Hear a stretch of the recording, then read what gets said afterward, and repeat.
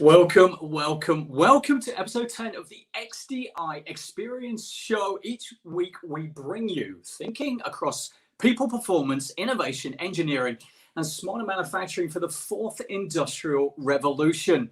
Today we're talking automotive, electric vehicle, implementing 3D experience and building the bill of materials in an engineer to order and configure to order environment.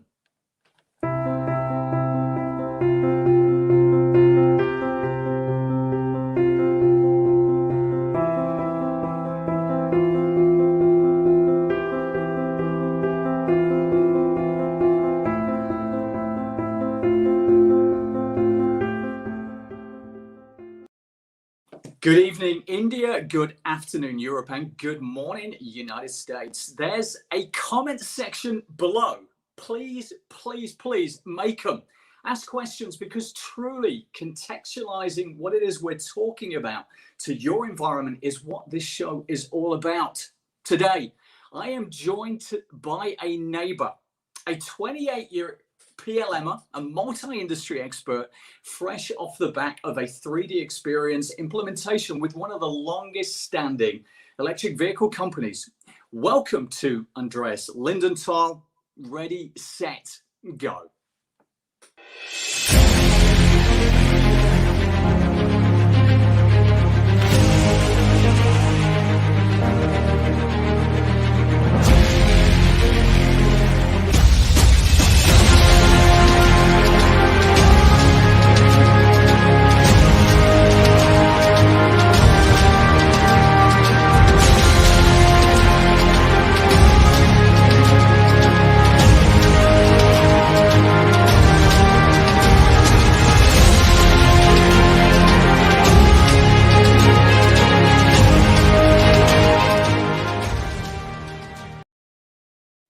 I feel like I'm coming fresh off the Gladiator movie. That makes you Russell Crowe, of old, not of today, I might add. But good morning, Andreas. How are you? Good morning, everyone, and good morning, Andrew. I'm doing great, thank you. How are you? Good. It's kind of weird. You're just next door, down the road, and here we are in different environments. That is the world we live in today, I guess.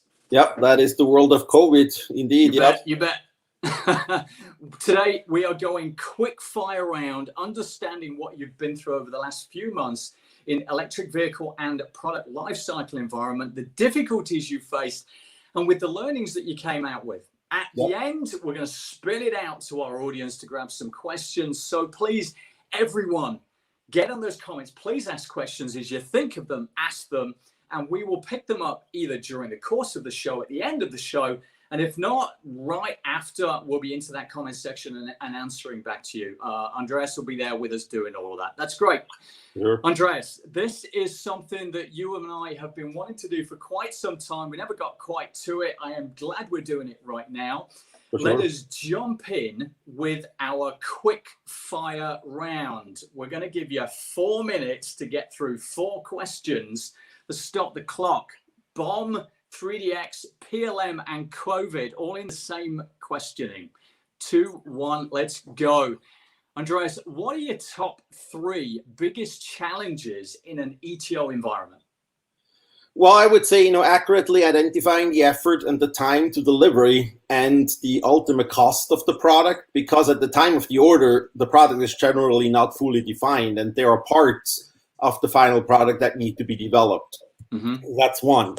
Number 2 is defining different product platforms, effective product structures, as well as possible variants, options, and alternates that can be shared across the different platforms and products up front to reduce engineering efforts as much as possible. Mm-hmm. Excuse me.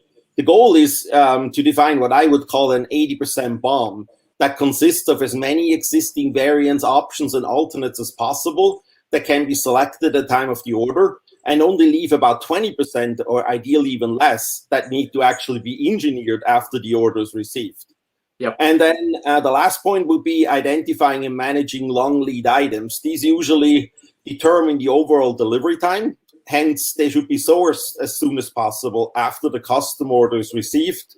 And this in turn means that a process should be defined and be in place that allows ordering long lead items before the final customer BOM is released. Okay. 2, which would you prefer to implement if you could choose between ETO or CTO?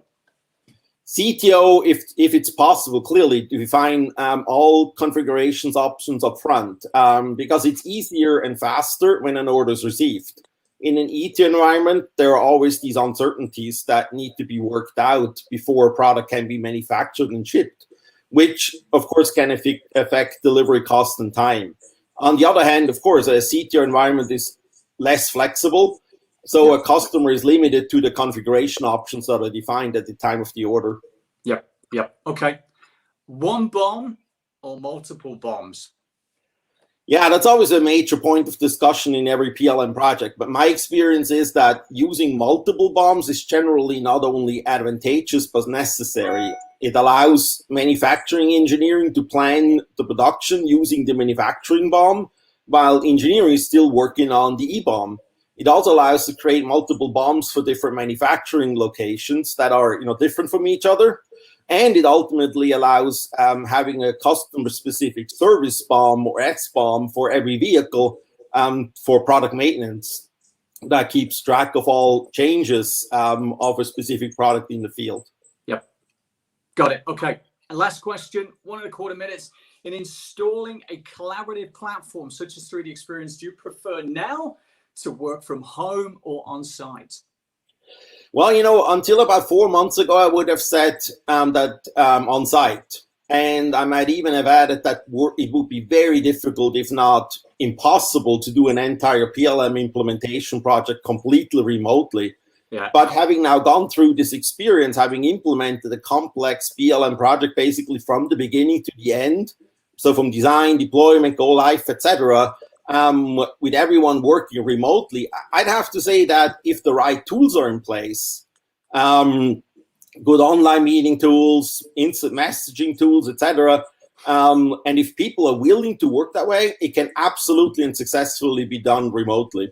Interesting. You made it. 20 seconds to spare. That was fun. Let's see, with a few seconds to go. Any thoughts from the audience come in? Have we got anything? Does everybody agree with you? Okay, 1. Okay, Maima, how can you really know the business is on board with the new system when everyone is working from home? Yeah, good question. Well, constant communication with everyone, daily project management meetings, being in touch with the users. We had a core team identified with business owners, key users, subject matter experts, etc., and just feeling the temperature, asking everyone, are you good with that? And do you agree? Interesting. Amazing, isn't it? It's where we're going now. Amazing. Hold on, Yep. We got another one coming.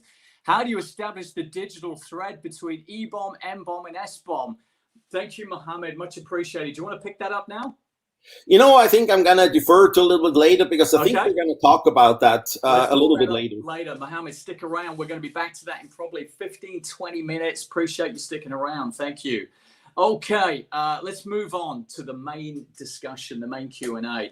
We're going to explore now what you've been going through with COVID and at the same time implementing PLM. So, Andreas, you're rolling off a go live 3D Experience install in the automotive ASIS sector. How was it? Well, I think, overall it went really well. I mean, the customer was using SolidWorks and EPDM in one of the business units and CATIA V5 in the other business unit. And they wanted to consolidate those systems into a unified environment with only one CAD and one PLM system for the entire company. And they wanted to do full PLM with CAD data management, document management, EBOM, MBOM management, change management, quality management, supply chain management, manufacturing process, like really everything, and an ERP integration. So it was a fairly complex project. It proves the power of PLM. It's everywhere. Oh, yeah. So, yeah. Absolutely. Right. No, I mean, the plan was great. We had a strategy in place to support that project. And, again, it went really well. So, after a methodical evaluation in which we looked at the number of different PLM systems, the customer ultimately selected the 3D Experience platform, including CATIA, Enovia, and Delmia. Why did they go 3D Experience? Well, 3D Experience was ultimately just the best fit for the engineer-to-order environment of this company. The system best met all the requirements across all the functional areas, and the users really liked the user interface, which was consistent across all functional modules. And performance-wise, 3D Experience was best able to deal with these large assemblies the customer had, which consist of tens of thousands of components for just one vehicle. So was it on-prem or was it cloud? We actually deployed the new system on the cloud using Amazon Web Services, and the performance improvement was just unbelievable. Before, it would take the customer 30 minutes or longer even to load only a partial bus assembly in SolidWorks and with EPDM. And with 3D Experience, it took about 2 minutes to load a complete bus assembly. Yeah. The users, honestly, we all were stunned about the level of improvement, and the decision to go with AWS also turned out great in the end, given what happened when COVID hit in the middle of the project. Got it. I'm just going back. Bus assembly, thousands of components. That is a massive data migration challenge, especially when you're trying to pull SolidWorks CATIA V5 up into a 3D Experience environment. How did you get on with that? Yeah, I mean, it was indeed a huge challenge. The 10,000 parts is just one vehicle. In total, we migrated over 500,000 objects from SolidWorks, EPDM to CATIA and CATIA V5 to 3D Experience, Novia, CATIA V6. The main challenge was the approach that was initially proposed using the Power By functionality of 3D Experience really did not work as we needed. Okay. So we had to change our approach mid-project. Yep. But the approach we ultimately used when we converted the SolidWorks data to CATIA V6 actually produced better results in the end. So it actually worked out great. Look, I've never been on a project that was just plain sailing. There always tends to be some kind of major issue. Nothing ever quite goes to plan. Yep. Let's look at what potentially went wrong. Let's look at the hard yards, what you had to go through. Let's look a little bit at the conflict that you experienced. So, Andreas, what was the hardest part of the project? The most difficult parts of the project were clearly the data migration, the project management, and organizational change management, because everything had to be done remotely. And then the transition from the old to the new environment, which really had to be completely seamless because there were ongoing projects that the customer had to be done. And they had to be moved to the new system in the middle of the delivery of that project. And it, of course, could not impact the schedule or the delivery of the project. Yeah. So, basically, all the historical data had to be brought over because the customer needed them for ongoing projects. So, as I said, it initially was recommended to using SolidWorks data with the Power By functionality of 3D Experience, but that unfortunately didn't work as desired. So in the middle of the project, we had to change that approach to converting all the SolidWorks data to CATIA V6 format. Big risk. How did you, as program lead, that's a big one to have to handle. What was your strategy? Do you remember and how did you execute on that? Well, we had to, of course, test the new approach first in detail, whether it would work with, and would provide the desired results. We basically had to do a feasibility analysis. Okay. In the middle of the project. This took about a week because we had to look at all the special situations and expectations and exceptions and everything.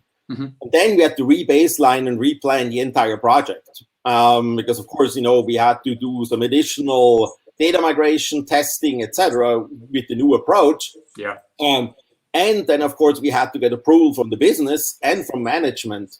And so all this took another week approximately. The good news is that everything worked well in the end, and we actually have better results. Because now all the historical data was in CATIA V6 format and managed in 3D Experience and Novia. Yep. And then, of course, we also had to overcome some resistance of users who were just not used to doing everything in a PLM environment and who basically had to switch from SolidWorks to CATIA. But once they understood what the benefits were for the company, they accepted, that some of the users had to actually do some more work so that the rest of the company could work more efficiently.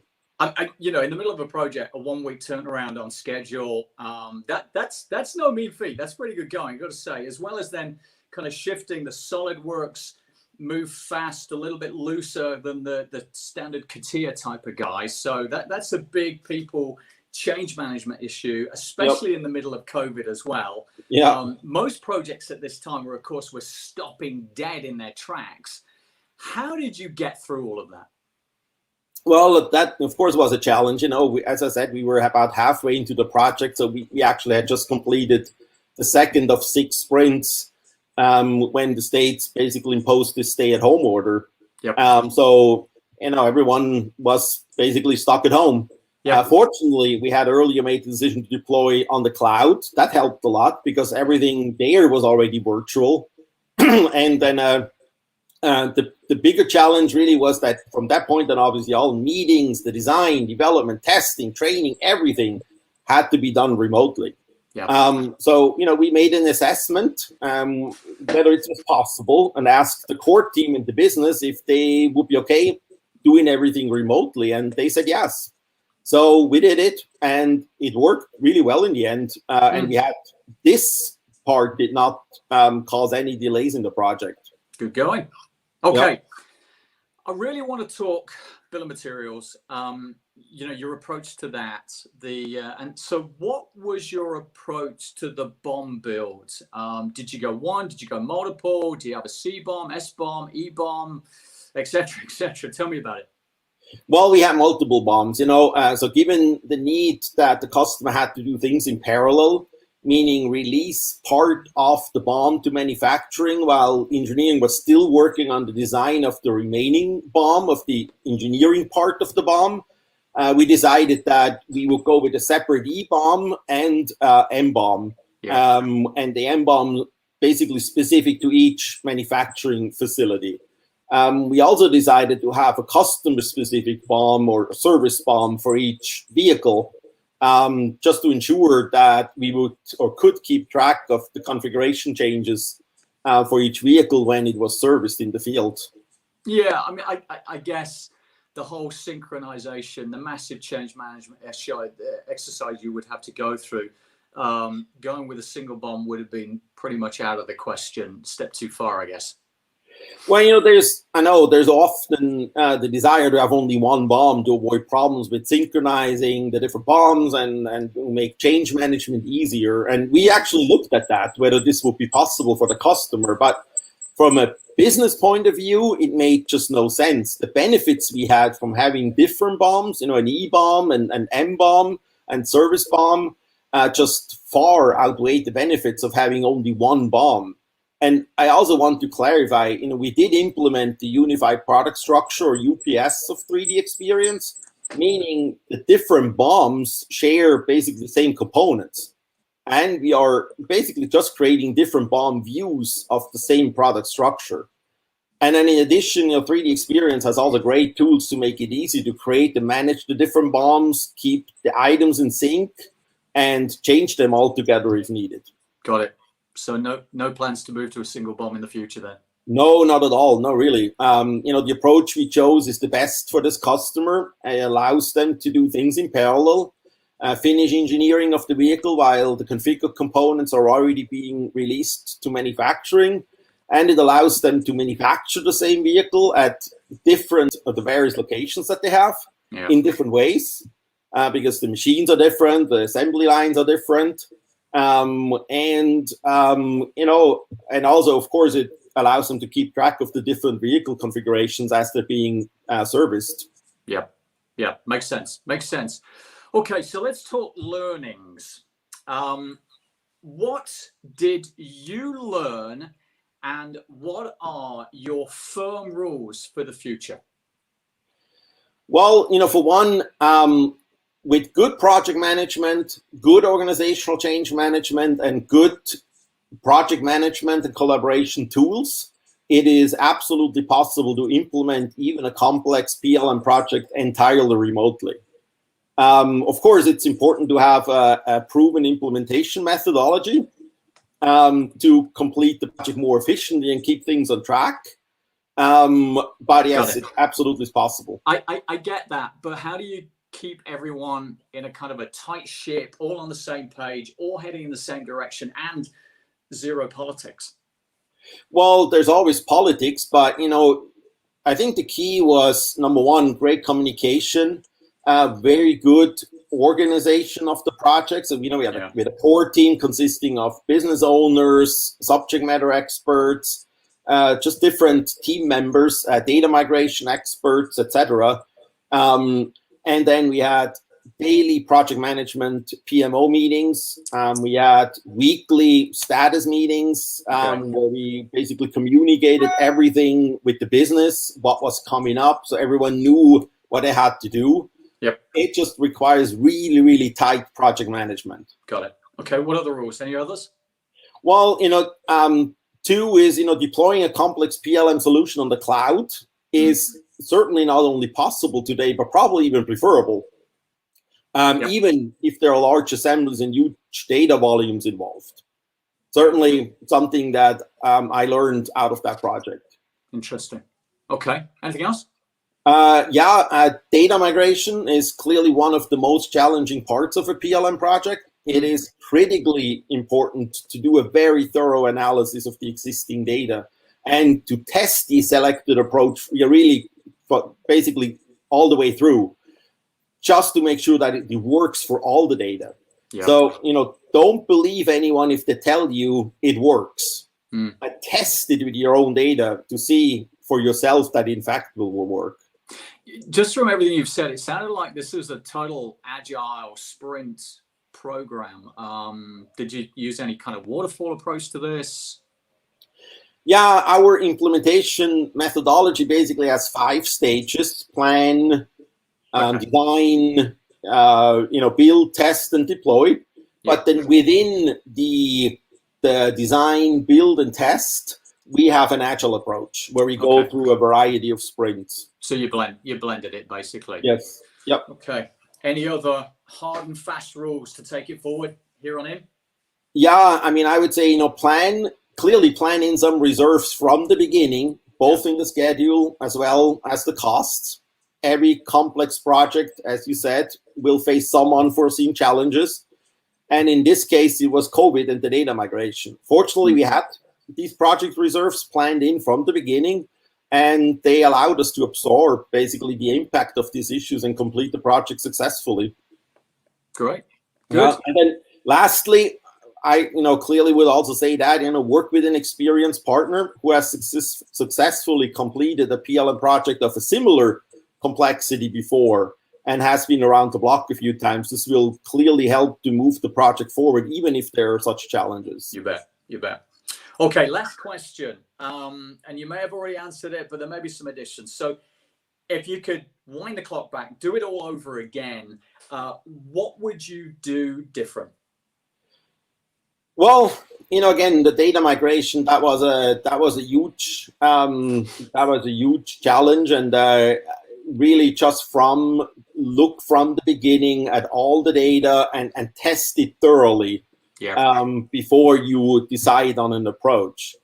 And the second part is really given the experience that we had in this project, I would say consider doing a project even of that complexity remotely. You can save a lot of money on expenses. Typically, a normal project of this size has 10 to 15% project expenses budgeted. Yep. And you can probably cut significantly back on that. Again, it takes good project management, good organizational change management, but in the end, you probably save, 10, 15%. Interesting. The new norm, hey? The new norm. You got it. Thanks so much, Andreas. Right, let us spin it out to the audience. See what questions we've got coming in. Let's see what we got. If you're ready for these, first up, how long did your PLM implementation project take being remote? Thank you, Mikala. Yeah, we basically had 3 phases And the whole project took about a little over a year. Yeah. Okay, sounds good. Now, hopefully that answers your question, Mikhaila. Chime up again if you'd like to ask another. Any other questions? Shakti, how much configuration and or customization of 3D Experience Innovia was required? Good question. Yeah, good question. Yeah. Our plan in the beginning was to get away with no customization whatsoever, to just really stick with configuration. We did build in though some money and budget for customizations. So I mean, I would say we definitely customized it a little bit. Some specific processes were customized. Hard to quantify, but I would say, probably in the end, about 10% of the budget of the project budget was probably customization. Okay, fair enough. Got it. Next question. What do we got? Kuldeep Devani, thank you, Kuldeep. How was performance of 3D Experience tool perceived by the customer? Yeah, as I mentioned, I mean, the customer was really happy with the performance. And again, I would say at some point even stunned when they were able to open a whole vehicle assembly in minutes, as opposed to before. They weren't even able in SolidWorks and EPDM to open a whole vehicle assembly. But even a partial assembly would take 30 minutes. Wow. Good. There you go. Hopefully that answers your question, Kuldeep. Any other questions? What else have we got? Mikhaila, thank you, coming back. What were the specific challenges faced with PowerBuy? Well, the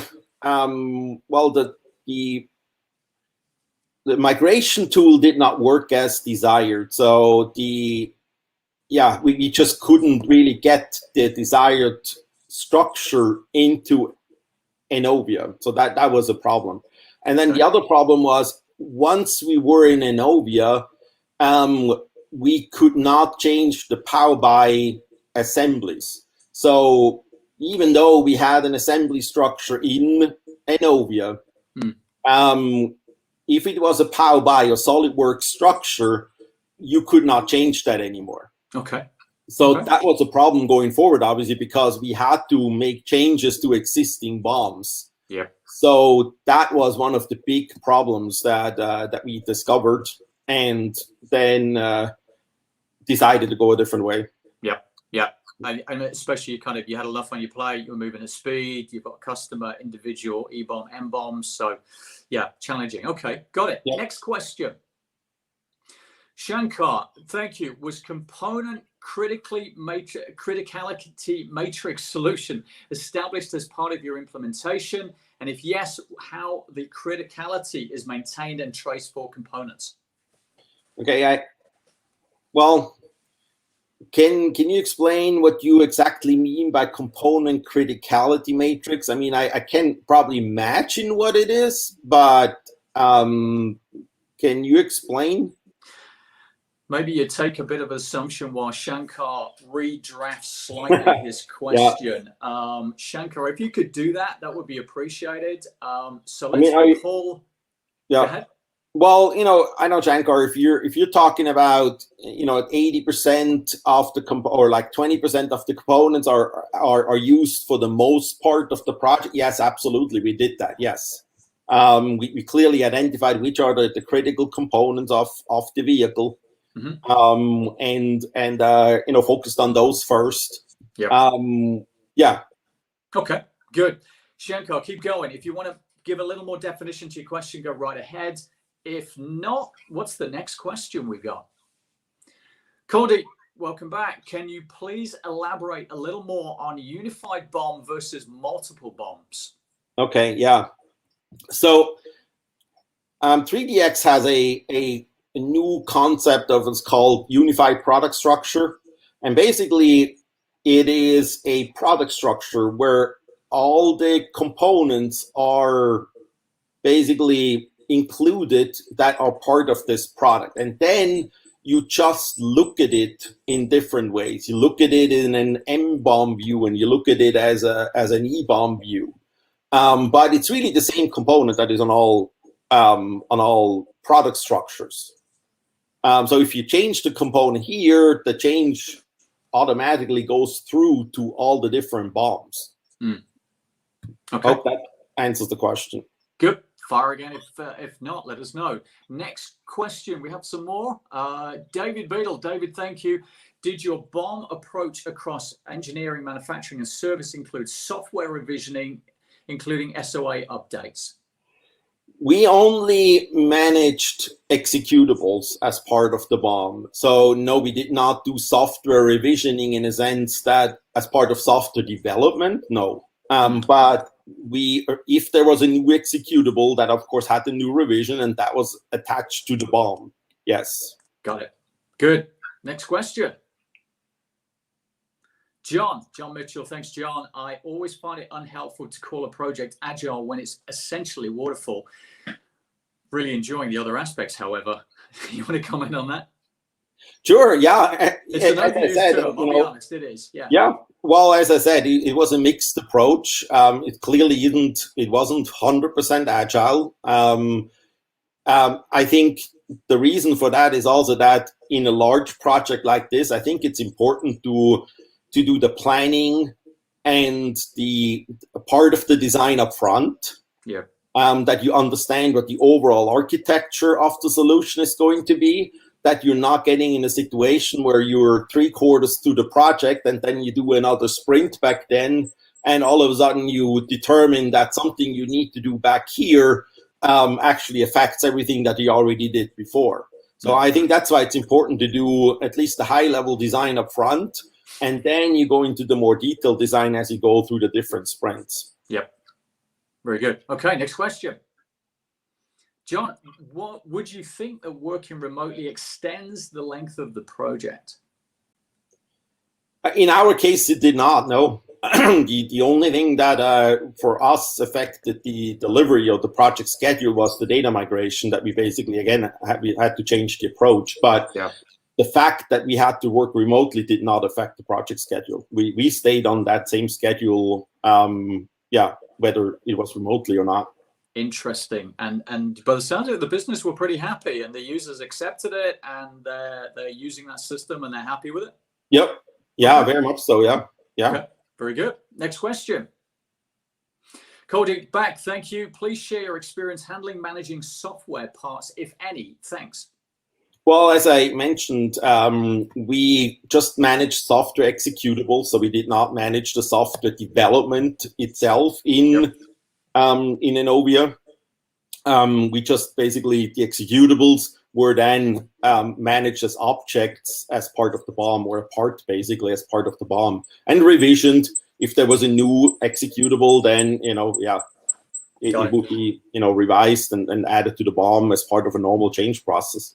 Very good. Okay, next question. We got any more? John, was there a need to change your item numbers? Did you go for significant or non-significant part numbers? Yes, there was a need to change item numbers, yes. And we ultimately went with a non-significant numbering schema. Okay.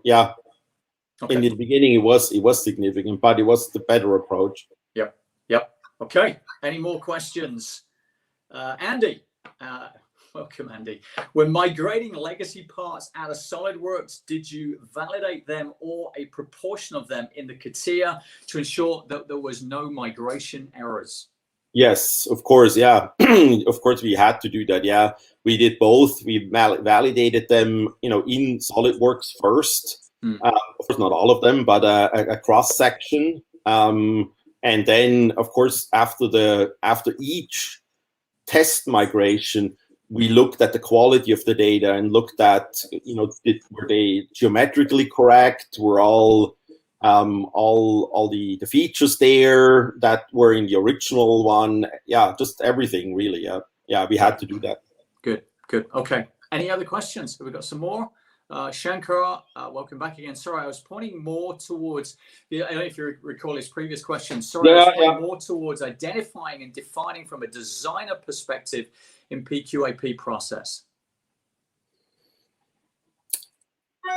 I'm still not exactly sure about the question. So maybe we can take this question offline. I think this is a little bit more complex. I need to understand really what the background of this question is. So Shanko, what's going to happen is please drop more of your questions into the comments section, and Andreas will jump on these right after the show and start to answer those. So hopefully we can satisfy your question.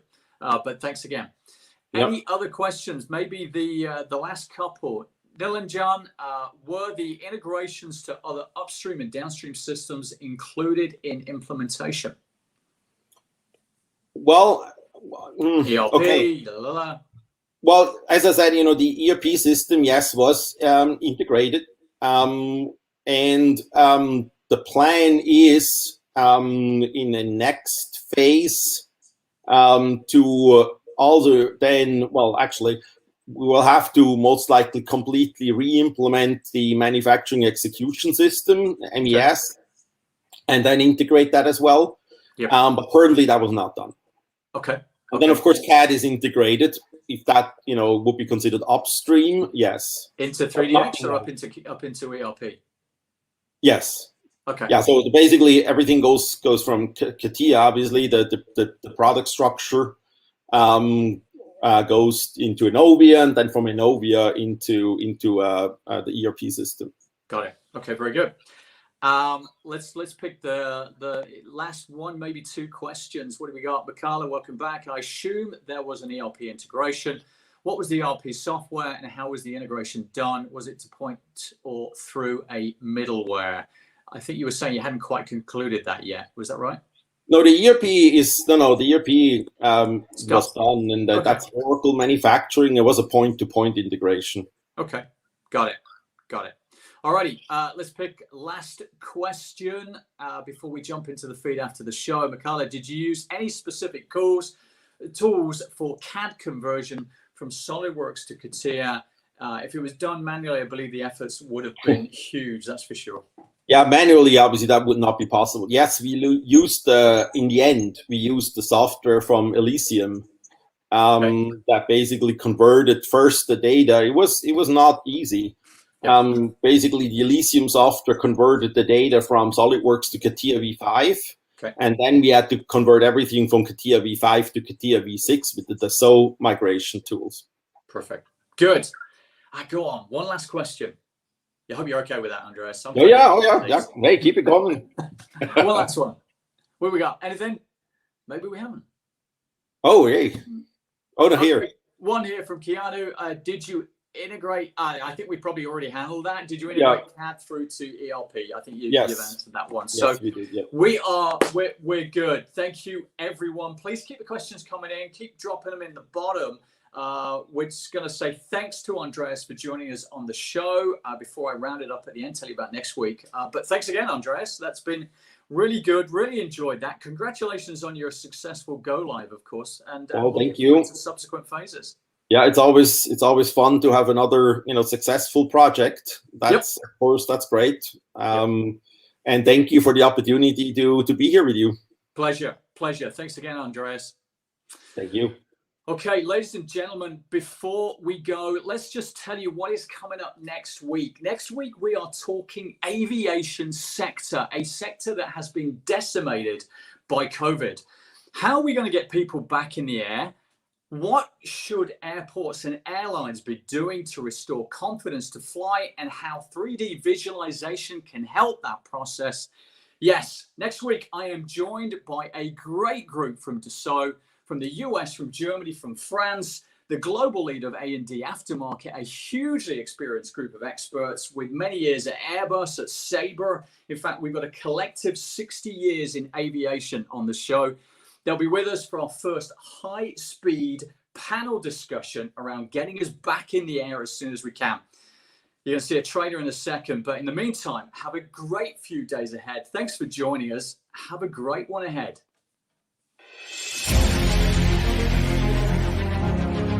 Overnight, seemingly, airports became ghost towns. This is what your airport experience is going to look like. This is what your in-flight experience is going to look like. We just need the full travel ecosystem to be collaborative and partners. And so we offer this collaborative capability within our platform to virtualize, from a modeling in 3D fashion, all of these different phases of the passenger journey. This is the reason why Dassault Systèmes using and leveraging the different solutions based on simulation and high quality rendering have developed solutions to support the airline, the airport, in order to evaluate the new processes at the different steps of the passenger journey.